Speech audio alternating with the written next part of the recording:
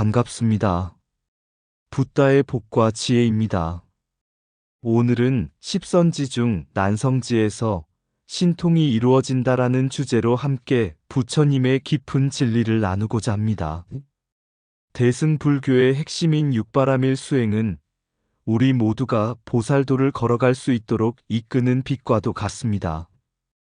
그 중에서도 보시는 자비의 첫걸음이며 지계와 인욕은 서로를 해치지 않고 이해로 연결하는 다리입니다. 정진은 멈추지 않는 노력을, 선정은 고요한 마음의 힘을, 반야는 모든 이치를 꿰뚫는 지혜를 상징합니다. 이러한 수행이 쌓이고 쌓여 십지라는 깨달음의 길로 나아갈 때 난성지에서 신통이 이루어지는 경지에 이르게 됩니다. 이곳에서 우리는 마음의 모든 장벽을 허물고 참된 자유와 진리의 길을 체험하게 됩니다. 오늘 이 시간을 통해 부처님의 가르침이 우리의 삶에 깊이 스며들고 모두가 환희지의 기쁨을 맛보는 날이 되기를 기원합니다. 문사수의 정신을 기억하며 듣고 생각하고 실행하는 삶을 함께 실천해 나가길 바랍니다. 자, 그럼 십선지 중 난성지에서 신통이 이루어진다. 그 여정을 함께 해볼까요? 옛날 한 보살이 깊은 산중에서 수행을 하고 있었습니다. 그는 이미 환희지에서 얻은 기쁨과 발광지에서 깨우친 빛을 통해 마음의 고요를 유지하며 수행을 이어가고 있었습니다.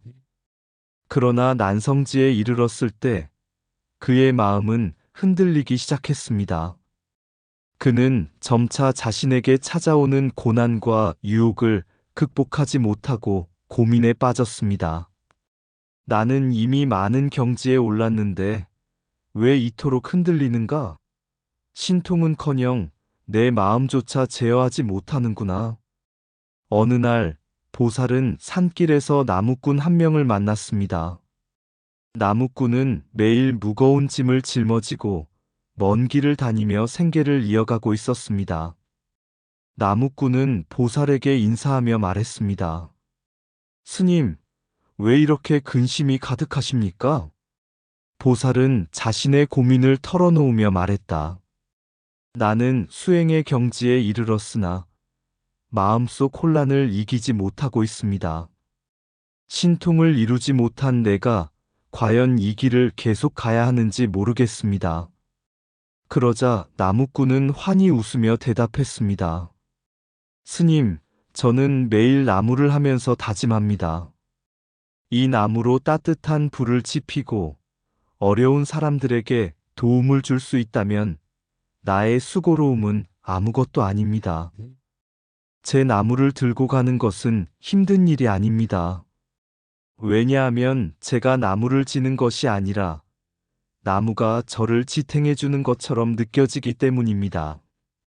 보살은 그 말을 듣고 깊은 깨달음을 얻었습니다. 아, 수행이란 억지로 성취하려는 것이 아니라 모든 중생에게 이로움을 주겠다는 마음으로 나아가는 것이로구나. 그 순간 그의 마음속 혼란이 사라지고 난성지에서의 신통이 발현되었습니다. 그는 더 이상 자신의 한계를 두려워하지 않았고 신통은 자신을 위한 능력이 아니라 세상을 위한 도구임을 깨달았습니다. 그 후 그는 더 깊은 수행에 들며 중생을 이롭게 하는데 평생을 바쳤습니다. 그의 깨달음은 많은 사람들에게 전해졌고 문사수의 정신을 따르는 이들에게 큰 가르침이 되었습니다. 난성지는 깨달음의 중요한 전환점입니다. 수행의 길에서 어려움은 끝이 아니라 시작이며 우리의 모든 노력이 세상을 위한 자비와 지혜로 이어질 때 비로소 참된 신통과 깨달음이 이루어집니다. 옛날 한 마을에 선업이라는 이름의 수행자가 있었습니다. 그는 마을 사람들에게 존경받는 사람이었지만 자신의 수행이 부족하다고 느껴 깊은 산으로 들어가 육바라밀을 실천하며 부처님의 길을 따르기로 했습니다. 어느 날 산길을 걷던 선업은 추위에 떨고 있는 나그네를 만났습니다. 선업은 자신이 입고 있던 외투를 벗어주며 말했습니다. 이 옷으로 당신의 몸을 따뜻하게 하고 다시 길을 걸으세요. 그러자 나그네는 눈물을 흘리며 감사했습니다. 하지만 그날 밤 선업은 자신에게 남은 옷이 없어서 추위 속에서 떨게 되었습니다. 그때 그는 부처님의 가르침을 떠올렸습니다. 재물 보시는 단지 물건을 나누는 것이 아니라 자비의 마음을 함께 나누는 것이다. 나의 추위도 이 나눔 속에 있다면 그것이 곧 수행이다. 어느 날 선업은 사나운 사냥꾼과 마주쳤습니다. 사냥꾼은 그의 자비로운 태도가 마음에 들지 않았고 그를 비웃으며 말했다. 스님, 당신의 수행이 세상을 바꿀 수 있다고 믿는 겁니까? 헛된 꿈을 꾸고 있군요. 선업은 그 비난에 흔들리지 않고 미소 지으며 대답했습니다. 당신의 화살은 내 마음을 꿰뚫지 못합니다.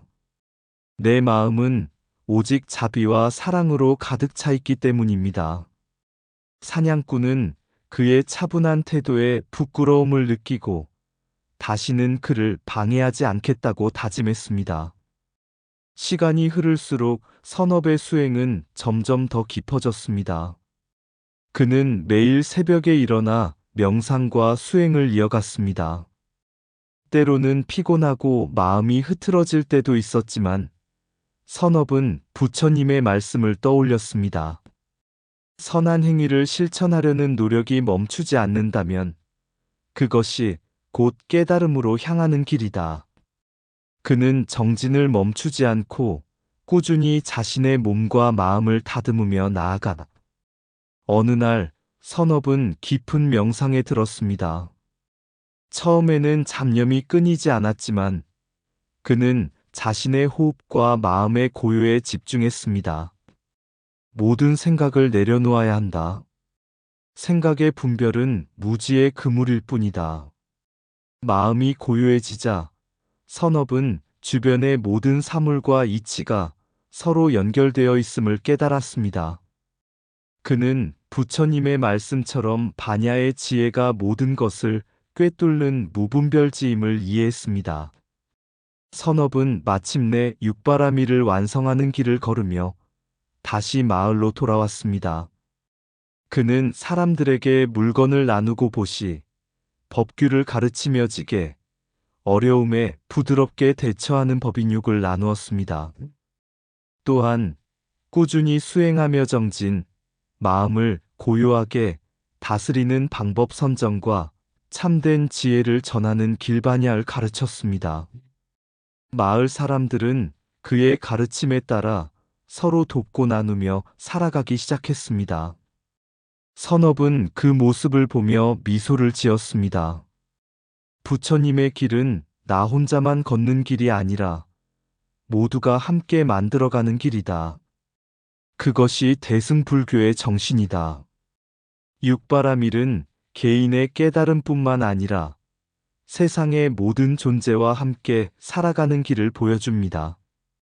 부처님의 가르침 속에서 우리는 자신을 다스리고 세상을 이롭게 하는 삶을 실천할 수 있습니다. 보시는 재물이 아닌 자비를 나누는 것이다. 자비가 있는 곳에 진리가 피어난다. 진정한 지혜는 스스로를 다스리는 데서 시작해 모든 중생에게 평안을 주는 것이다. 인욕은 가장 어려운 수행이지만 가장 큰 깨달음의 씨앗을 품고 있다. 정진은 멈추지 않는 걸음이다. 한 걸음 한 걸음이 곧 부처의 길이다. 선정은 마음의 고요를 얻는 문이고 반야는 고요 속에서 진리를 꿰뚫는 빛이다. 모든 생각을 내려놓을 때 비로소 참된 지혜가 모습을 드러낸다. 보시의 손길은 마음의 다리를 놓는다. 그 다리는 중생과 부처를 연결한다. 지게는 법의 울타리가 아니라 자비의 길을 인도하는 표지판이다. 인욕은 분노의 불길을 끄는 물과 같으며 평화의 씨앗을 심는 흙과 같다. 정진은 바람에 흔들리지 않는 나무와 같고 어둠을 밝히는 등불과 같다. 선정은 물결치는 마음을 고요하게 하고 반야는 그 물속에서 달을 보게 한다. 모든 보시는 부처의 가르침을 꽃피우는 토양이다. 지혜는 분별을 넘어선 무분별지에서 빛나고 그 빛은 중생의 길을 밝힌다. 육바라밀은 자신만을 위한 길이 아니라 모두와 함께 걷는 대승의 길이다. 보시, 지계, 인욕, 정진, 선정, 반야는 다르지 않다. 이 모두는 깨달음으로 향하는 하나의 길이다. 옛날 부처님께서 제자들에게 십지 수행의 깊은 의미를 가르치시던 날의 이야기입니다. 한 보살이 부처님께 물었습니다. 세상에는 고통이 끝이 없습니다. 제가 중생을 구원하려 애써도 그들의 괴로움은 끝나지 않습니다. 그 길이 너무 멀고 험난하여 더 나아갈 힘이 없습니다. 부처님은 부드러운 미소를 지으며 대답하셨습니다. 보살의 길은 강물처럼 쉬지 않고 흘러야 합니다. 십지의 단계는 단순히 하나하나 올라가는 계단이 아니라 모든 중생과 함께 구원의 바다로 나아가는 길이니라. 부처님께서는 보살이 십지의 각 단계를 거치는 과정을 이야기하셨습니다. 환희지 모든 것이 처음 깨달음의 환희로 가득 찬 단계. 보살은 이곳에서 진리를 만나고 기쁨 속에서 첫 발을 내딛습니다. 이구지 탐욕과 번뇌의 먼지를 씻어내는 단계. 마음은 점점 맑아집니다. 발광지 지혜의 빛이 번쩍이며 중생들에게 등불이 되어주는 단계입니다. 염해지 진리의 불꽃으로 모든 미혹을 태우고 지혜가 강렬히 타오릅니다. 난성지 이곳은 신통이 발현되는 단계입니다. 부처님은 이렇게 설명하셨습니다. 난성지에 이르렀을 때 보살은 세상을 뛰어넘는 신통을 얻습니다. 그러나 이 신통은 단지 힘이 아니라 중생을 돕기 위한 자비의 손길이다. 신통은 스스로를 자랑하기 위함이 아니며 오직 중생을 위해 사용해야 하느니라. 현전지 진리가 눈앞에 선명히 드러나는 단계. 보살은 무한한 자비심으로 세상을 바라봅니다. 원행지 무한한 길 위에 선 보살. 이곳에서 부처님은 다음과 같이 말씀하셨습니다. 원행지는 보살의 시험대이니라. 길이 멀고 험하다고 느낄 때가 가장 큰 위기이다. 이때 보살은 다시 발심하여 모든 중생과 함께하는 원력을 세워야 한다. 부동지 흔들림 없는 단계. 바람이 불어도 흔들리지 않는 산과 같은 고요한 마음입니다. 선해지 최고의 지혜로 모든 생명을 꿰뚫어 보며 그들을 이끄는 단계입니다. 백운지 마침내 모든 업을 떠나 깨달음에 이르는 단계. 백운처럼 자유롭게 떠다니며 모든 중생을 품는 보살의 완성입니다. 난성지에서 보살이 신통력을 발휘하기 시작하자 제자들이 물었습니다. 스승님, 신통력이란 무엇입니까? 중생에게 어떤 도움을 줄 수 있습니까? 부처님은 말씀하셨습니다. 신통은 마음에 참된 힘이다. 단지 눈앞의 물건을 움직이고 먼 곳을 보는 것이 아니라 고통 속에 있는 중생의 마음에 다가가 그들의 아픔을 덜어주는 능력이다. 신통이 발현되었을 때 오직 자비심으로 사용하라. 그렇지 않으면 그것은 한낱 마술에 불과하니라. 이 말을 들은 보살은 깊이 깨닫고 자신의 신통으로 고통받는 중생들을 치유하며 그들을 부처님의 길로 이끌었습니다. 어느 날 보살은 원행지에 이르렀습니다. 너무도 험난한 여정과 끝없이 이어지는 중생의 고통을 보며 발걸음을 멈추고 싶어졌습니다. 그때 부처님이 나타나 말씀하셨습니다. 보살의 길은 혼자 가는 길이 아니다. 네가 멈추면 중생도 멈추고 네가 나아가면 중생도 나아간다. 네 마음속에 있는 원력은 모든 중생의 길잡이이니 멈추지 말고 나아가라. 보살은 부처님의 말씀을 듣고 다시 힘을 내어 길을 이어갔습니다. 길이 멀어도 모든 중생을 위한 자비와 원력이 그를 이끄는 등불이 되었습니다. 난성지에서 발현되는 신통은 중생을 위한 자비의 힘입니다. 원행지의 갈림길에서 멈추지 않는 정진이야말로 보살의 원력과 대승불교의 정신입니다. 십지의 단계는 단순한 성장의 과정이 아니라 모든 중생과 함께 깨달음으로 향하는 대승의 길입니다. 부처님께서는 이렇게 마무리하셨습니다. 보살의 길은 끝이 없으나 그 끝없는 길이야말로 참된 행복이다. 보살의 길은 끝없는 험난함 속에서도 중생을 위한 자비로 빛난다. 환희는 진리를 발견한 첫 발자국이며 그 기쁨이 수행의 시작이 된다. 번뇌를 떠나고 지혜를 밝히는 길이 곧 보살의 여정이다. 신통의 힘은 자신의 자랑이 아닌 중생의 고통을 덜어주는 자비의 도구일 뿐이다. 보살은 흔들리지 않는 산과 같아 고난 속에서도 자비와 원력을 잃지 않는다. 길이 멀다고 멈추지 말라. 멈춤은 중생을 구원의 길에서 놓아버리는 것과 같다. 모든 지혜는 자비와 함께해야 완전하다.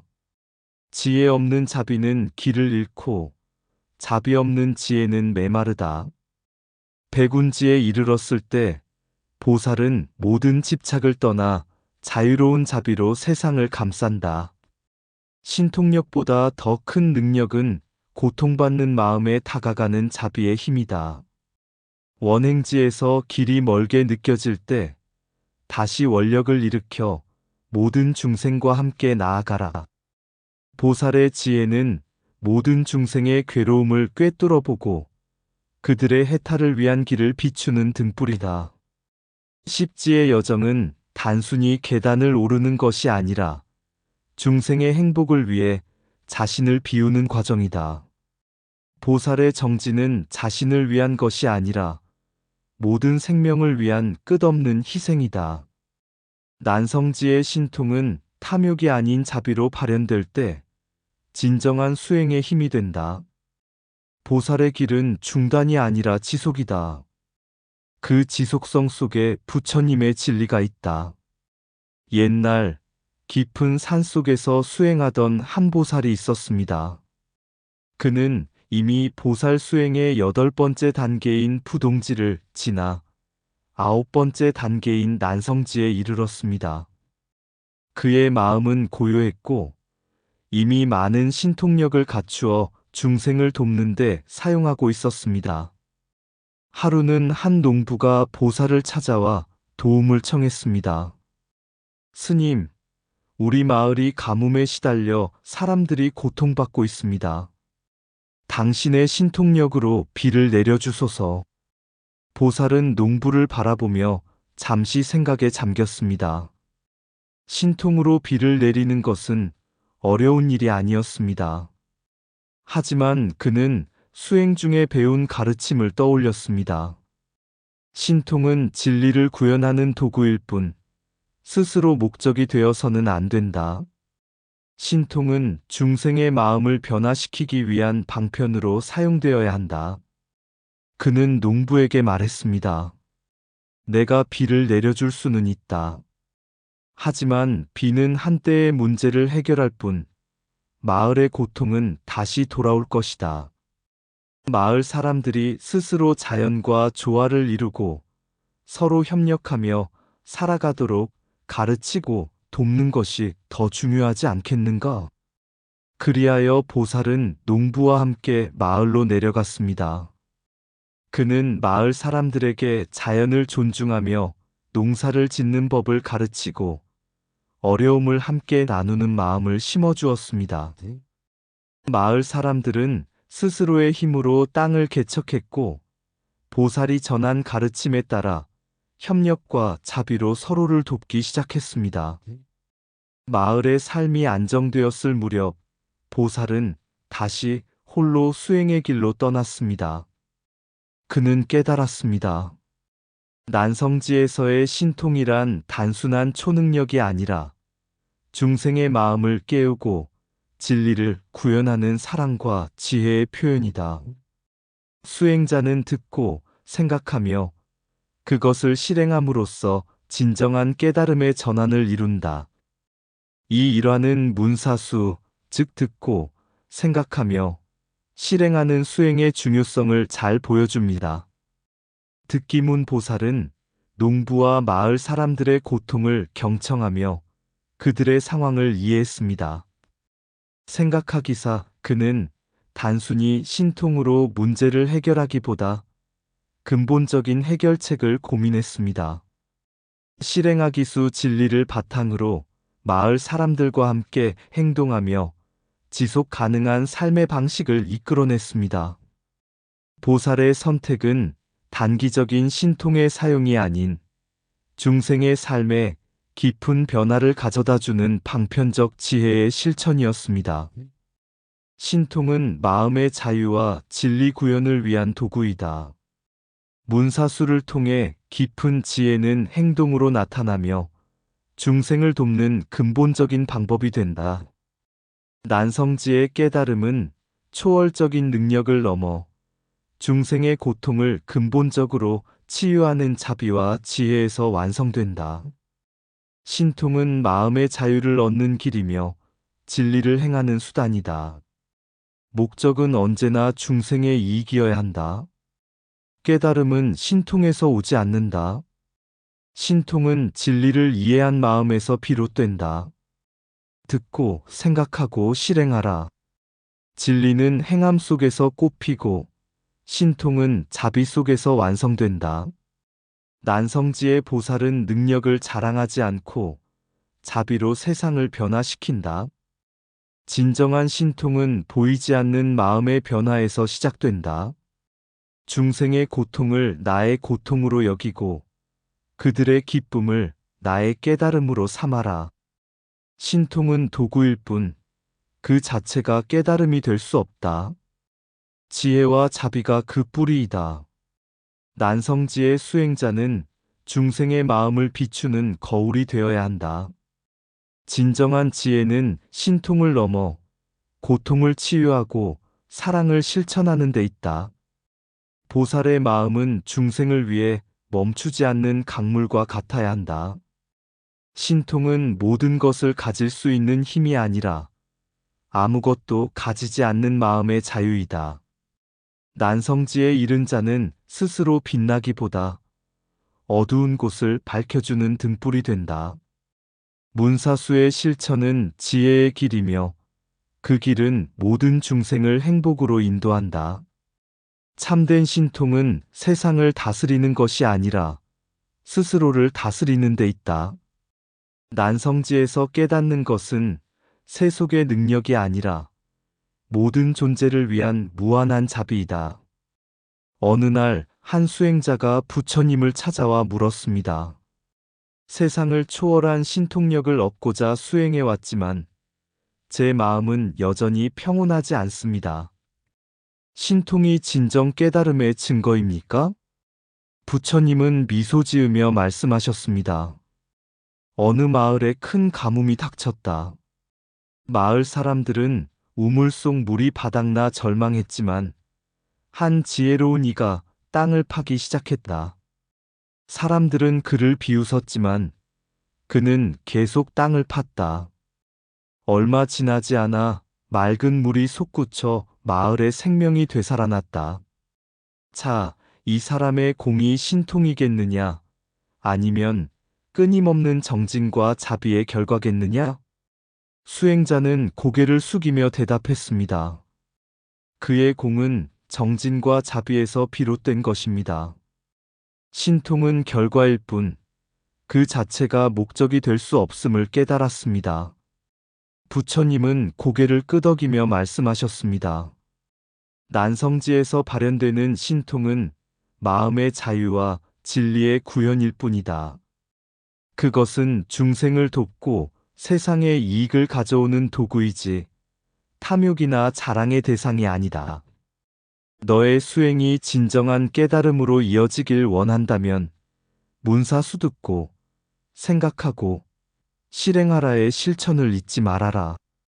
신통은 듣고 깨달은 지혜를 실행하는 자비로운 마음 속에서 빛을 발한다. 수행자는 깊이 감사드리며 물러났고 그날부터 더욱 겸손한 마음으로 수행을 이어갔습니다. 그는 깨달았습니다. 신통은 단순히 세속적인 능력이 아니라 모든 중생을 돕고자 하는 자비와 지혜의 표현임을. 마을의 우물이 다시 채워지듯 그의 수행은 점차 자신뿐 아니라 주변 사람들의 마음에 맑은 평온과 기쁨을 가져다 주었습니다. 그의 발걸음은 난성지를 넘어 원행지로 이어졌고 마침내 부처님 말씀대로 진정한 깨달음에 가까워질 수 있었습니다. 깨달음은 행함 속에서 꽃피고 신통은 자비 속에서 완성된다. 마음의 바다, 고요한 물결. 신통을 찾는 자, 어두운 길을 걷는다. 그러나 빛은 내면에서 시작되고 그 누구도 이끌어줄 수 없는 길이 있다.